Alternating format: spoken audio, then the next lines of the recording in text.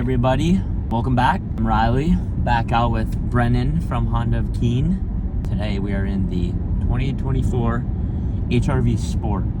The white on black colorway. It looks pretty good. Yeah, the Sport definitely kind of makes it pop too. With that white, it really makes it stand out a bit more. It's my first time actually in an HRV. Oh, really? Yeah, so interior pretty similar to the CRV and Civic we did. Yeah, they still got that nice, honeycomb design and everything across the dash. Very similar screen setup. That's kind of one of the nice things with the Honda family is if you transition from one vehicle to the other, you don't feel like it's a totally different world. You feel right at home. Yeah, you're pretty... all the inside, like the display and the half digital display on the dashboard it's almost identical through the whole Honda lineup. In this, so we are in the Sport trim, so you get Sport cloth seats with orange stitching. You get leather wrapped steering wheel, leather shift knob, leather center console, and then this is pretty cool. So you get like storage down here with chargers on the other side, and then your drive mode selector and your parking brake and all that good stuff is like on the skinny part above the storage underneath, which is, I think it's kind of cool. But cup holders up there, and then you also have the same temperature control knobs, those metal knobs that kind of click. Exactly, yeah. And like I said, that satisfying little click, it is nice. It's just that perfect little touch to the temperature gauges. So this has an inline 4-cylinder 2-liter, puts out 158 horsepower. It's just your classic standard Honda engine. Obviously you get a automatic transmission, but you also get sport drive mode and low drive mode. So whenever you go into sport, it'll change the gear ratio and how it shifts in the transmission, so it gives you a little sportier feel. And if you're a little bit more conservative driver too, or maybe you've been in sport mode a little bit too much and you're feeling conscious about it, you can put it right down to eco mode too. Yep, so we do have 2 drive modes, eco and snow, and your drive mode selectors looks the same on all the other Honda models. It just might be in a different spot. In this one, it's right in the middle below the shifter. You got plenty of room back there.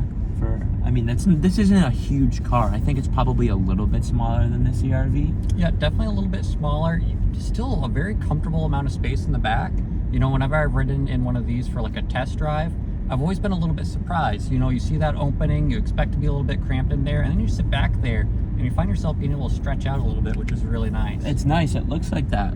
I would have a pretty easy time getting in and out back there.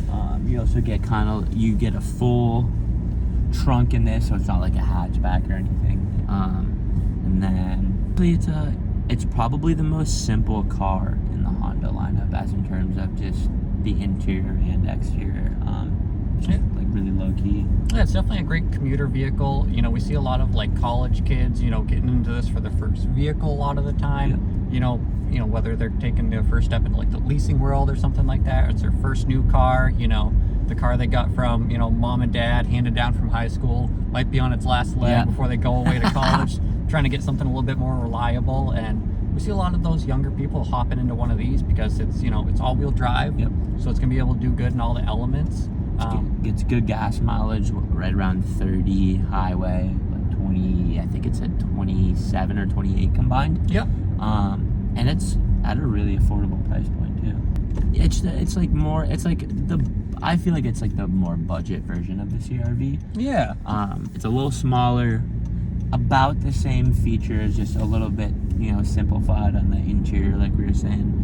And on the exterior though, it's nice because it's a sport, so you get that, we're in the white color, but you get like the blacked out front grille, you get that black 18-inch alloy wheels. Yeah, even your mirrors, you get a little black, the spoiler on the back of the hatch is black too, so you get a lot of contrast on the vehicle too. It's nice. It's like the middle of the pack HRV, so you have the LX, which is the one below this, and then we're in the Sport, and then the top trim would be the EXL. I'm pretty sure. Yep. Yeah. They really went all out when it came to the redesign. You know, we mentioned a couple times with like the new seats, you know, it's like a little rib cage almost underneath all the cloth and everything, hugging you in, and you really feel all that support behind you. You don't feel kind of like these little sections in the seat kind of jutting out behind you. Yeah. So the old HRV was kind of like that, 3-door design. It was shorter. I don't know what it looked like, but I wasn't really a fan of what it looked like. Yeah, the rear doors, the handles were built in almost like up by the glass. Yeah. You didn't even have 4 door handles on the vehicle. Yeah. But now it's about almost 10 inches longer. It's like 2.5 inches wider as well. And you really recognize that extra space inside of one of the newer models. And you also get a proper 4-door handles on this. Exactly. So, I don't know, it just makes it look a little more pleasing to the eye. It just makes it look like, you know, your normal like SUV. But you still have great off-road capabilities in this. You got your hill descent, all that good stuff. You have your snow mode, which will definitely come in handy up here in the wintertime, you know, 'cause it's all we get in the winter is snow. But all around, it's a really simple car. I mean, there's not really a whole lot to say about it, but it gets the job done. Yeah, it definitely does. And, you know, you get those couple amenities to it that, you know, make your life a little bit easier. You get your Android Auto, Apple CarPlay for your GPS. You get, like, you know, full LED lighting. You're going to be seen on the road. You're going to be able to, you know, see where you're going and whatnot.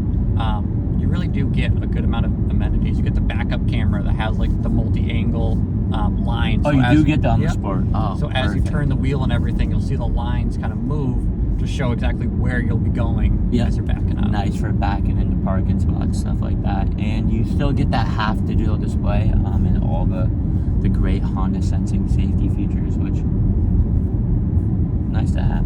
Yeah, you know, it'll hit those traffic signs if it's able to see them and everything like that. You know, there's no giant glare on them. It'll tell you how fast you need to be going in that area. In case you're in somewhere unfamiliar, you're trying to watch traffic, you don't have time to find all those little street signs and everything where you don't know where they are.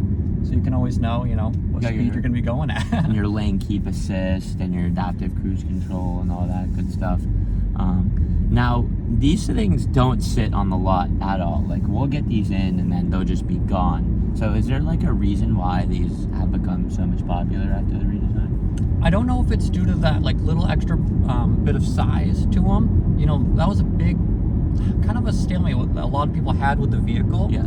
With the previous generation, you know, not having that extra door handle, people kind of found that quirk and didn't really love it. Yeah. But now that's been extended out a little bit more, you know, it doesn't just check the box for all those younger people. A lot of older people, you know, empty nesters and everything. You know, this is a vehicle that fits right for them because it has a good amount of cargo space. You know, it's nice. It's super easy to get into. It's not like, you know, something as low as like a Civic or an Accord. Yeah, you still get that clearance, Exactly, where, you know, you kind of got to hobble in, hobble out once you start getting up there. So this is just that right height for a lot of people. I feel like this is, if you mixed a CR-V and like maybe an Accord or a Civic, I feel like if that you morph those two together, that this is what you would get, is the HR-V. Now this hasn't been around as long as the CR-V, and that has I don't remember the date, the first year they introduced these, but do you think that that's why they kind of came out with this model? It's just kind of like an in-between like a full-size SUV and a sedan? I definitely think so, because, you know, before this, Honda had the Fit. Yep. And as much as people, you know, love the Honda Fit, people still love it to this day, you know. Again, it doesn't give you that extra little bit of, you know, ground clearance, as well as ease of access to get in and out of for a lot of people. So a lot of people kind of looking at them, you know, a sedan could also make a lot of sense. So they were very comparable in that way. But now that it's a bit higher off the ground, a little bit bigger too, you know, it really is now its own vehicle instead of just kind of being, you know, basically, you know, a tall sedan, if you will, like the Fit was. Thank you guys for tuning back into this 2024 Honda HR-V Sport model video. Brennan, thanks for taking me out again. Anytime. And we will catch you guys in the next one.